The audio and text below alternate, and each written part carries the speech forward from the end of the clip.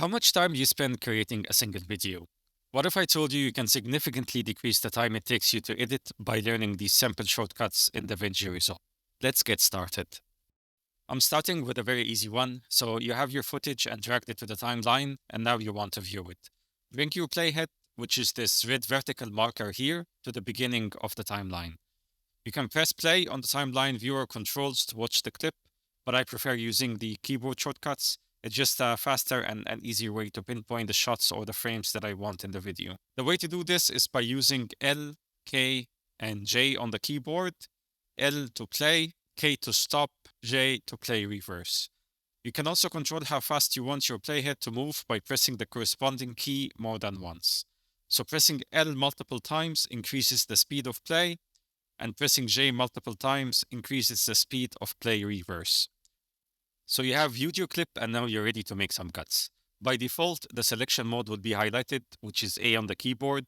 And what you want next is to find the frame that your video will start from. If you're starting from the beginning, no problem. For me, I want the video to start from a little bit further.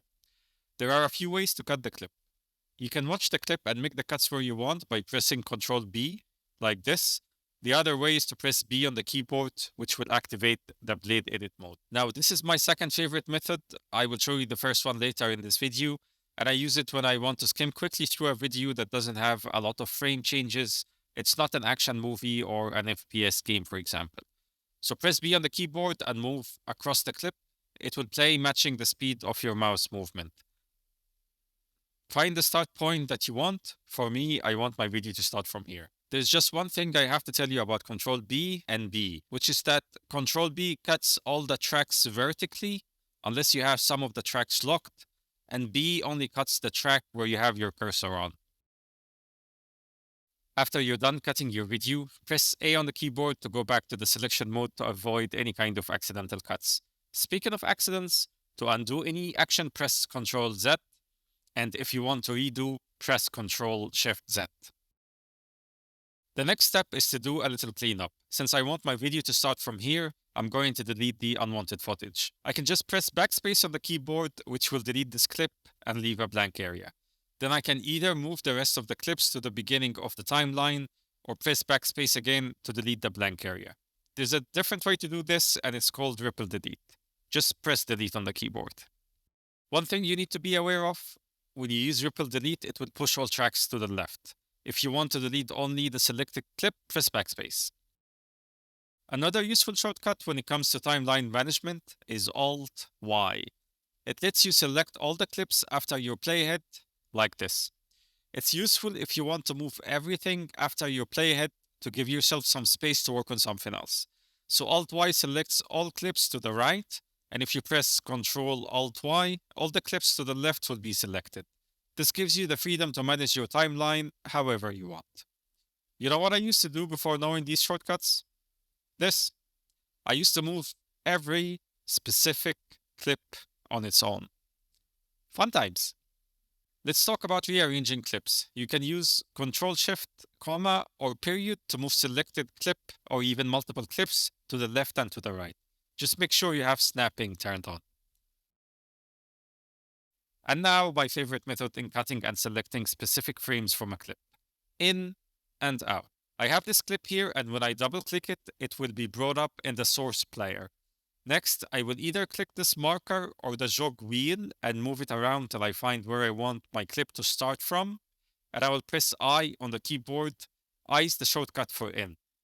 When I'm happy with the selected frames, I will just press O, which is out. In and out is a way of telling Davinci Resolve that you only want the selected area of the clip. It can be used here or on the timeline. So I have selected my in and out, and now I will drag this clip to the timeline. Notice that it will only insert the part of the clip that I have selected and not the whole clip. And if I change my mind and I want to clear the in and out, I can press Alt-X. If I want to clear the in only, press Alt-I. And for the out only, press Alt-O. Since we're talking about timeline management, here's a tip. Sometimes I want to extend or shorten the duration of a clip without overwriting the clip next to it or leaving any gaps.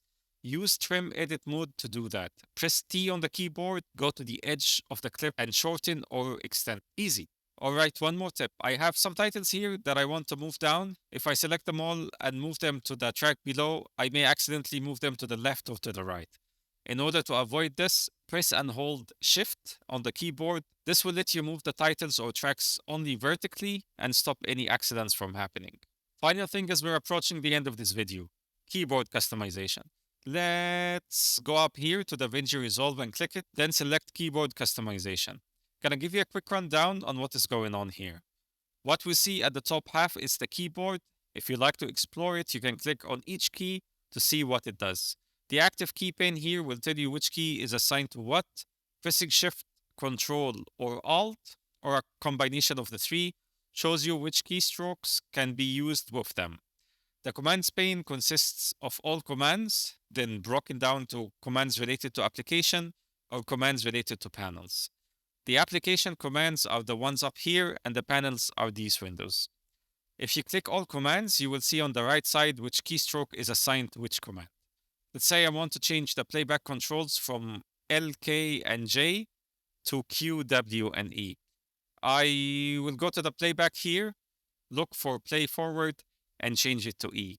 If this key is already assigned to a different function, Davinci will warn you. You can ignore it, but try to choose a different key or clear the original one to avoid any kind of conflicts. Next, I will change play reverse to Q and stop to W. When you're happy with the changes, click Save. Davinci will prompt you to save the keyboard mapping to a new preset name. This is good in case you made way too many changes that you can remember and now you have buyer's remorse and just want to go back to normal. Come back here and select Davinci Resolve. See these three dots? Click on them and you will have the option to import, export, or delete the presets that you have created. Get familiar with Davinci and see which shortcuts that if you change will make your workflow better and faster. The thing is, even after learning these shortcuts, there are many more ways to improve your editing speed. For example, utilizing these powerful magic mask hacks in the next video.